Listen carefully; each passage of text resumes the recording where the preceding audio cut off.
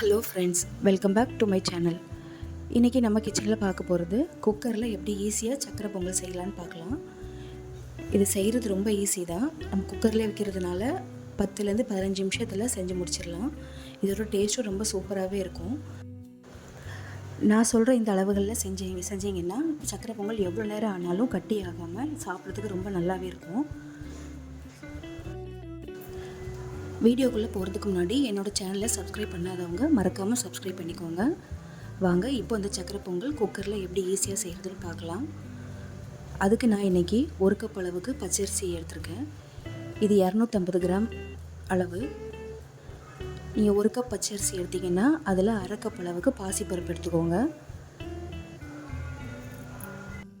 நீங்கள் எப்போவுமே 1 cup பச்சரிசிக்கு 1/2 cup பாசிப்பருப்பு எடுத்தால் தான் சக்கரை பொங்கல் நல்ல தளர்வாக நல்லா வரும். இப்போ வாங்க இது ஒரு 2-3 வாட்டி நல்லா வாஷ் பண்ணி எடுத்துக்கலாம். நாம் இந்த பருப்பை வறுக்கணும் அப்படின்லாம் எதுவும் இல்லை, டைரெக்டாகவே நம்ம குக்கரில் சேர்த்துடலாம். இப்போ இது நல்லா கழுவி எடுத்தாச்சு. இப்போ இந்த பொங்கலுக்கு நம்ம தேவையான அளவுக்கு தண்ணி ஊற்றிக்கலாம். நாம் 1 கப் அளவுக்கு பச்சரிசி எடுத்துருக்கோம். இதுக்கு 3 கப் அளவுக்கு தண்ணி ஊற்றிட்டு 1 கப் அளவுக்கு பால் சேர்த்துக்கோங்க. 3 கப் தண்ணி சேர்த்துருக்கேன். இப்போ இது கூடவே 1 கப் அளவுக்கு நான் இன்றைக்கி பாக்கெட் பால் தான் எடுத்திருக்கேன். அதை ஒரு கப் சேர்த்துக்கோங்க. சேர்த்துட்டு இது கூட ஒரு 4-5 ஏலக்காவை தட்டி சேர்த்துக்கலாம். உங்கள்கிட்ட ஏலக்காய் பவுடர் இருந்ததுன்னா அதை சேர்த்துக்கலாம். சேர்த்துட்டு ஒரு 2 ஸ்பூன் அளவுக்கு நெய் சேர்த்துக்கோங்க. நெய் சேர்க்கும்போது அரிசியும் பருப்பும் கொஞ்சம் நமக்கு நல்லா வெந்து வரும். இப்போ இதை நல்லா மிக்ஸ் பண்ணி விட்டுக்கலாம்.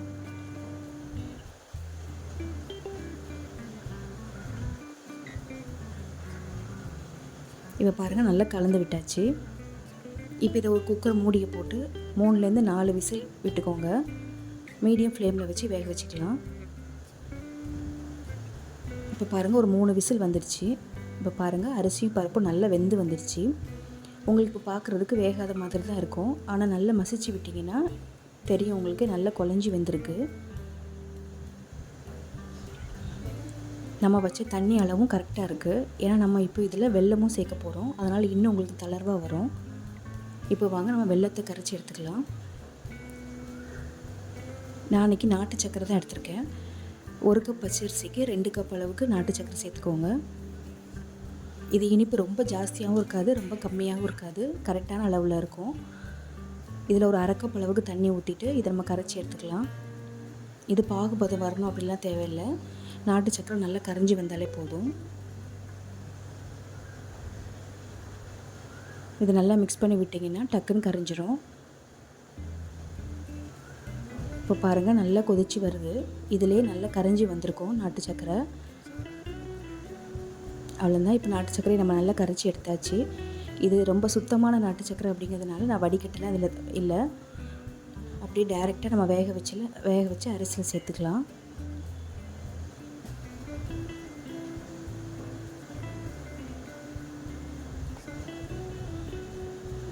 வெல்லத்தை கொஞ்சம் கொஞ்சமாக சேர்த்து நல்லா மிக்ஸ் பண்ணி விடுங்க. கட்டிகள் எதுவும் இல்லாத மாதிரி நல்லா கலந்து விட்டுக்கலாம்.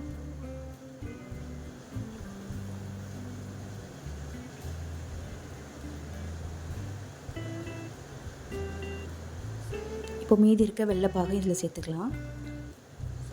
சேர்த்துட்டு கட்டியாக இருக்கிறதுல நல்லா உடச்சி விட்டுருங்க.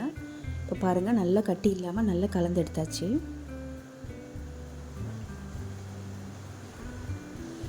இது ஒரு 1 நிமிஷம் மட்டும் நல்லா கொதித்து வரட்டும். ரொம்ப நேரம் கொதிக்க வேண்டிய அவசியம் இல்லை. இப்போ இது கூட நம்ம முந்திரி பருப்பும் காஞ்ச திராட்சையும் ஃப்ரை பண்ணி வச்சுருக்கோம். அதையும் இதை நெய் கூட சேர்த்து அப்படியே ஊற்றிக்கோங்க.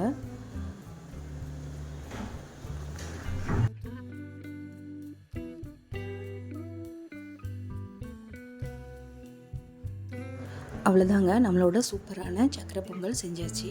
அதுவும் குக்கரில் ரொம்ப ஈஸியாகவே செஞ்சு முடிச்சாச்சு.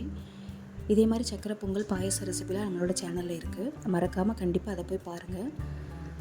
என்னோடய சேனலை மறக்காமல் சப்ஸ்கிரைப் பண்ணிக்கோங்க. இந்த ரெசிபி உங்களுக்கு பிடிச்சதுன்னா லைக் பண்ணி ஷேர் பண்ணுங்கள்.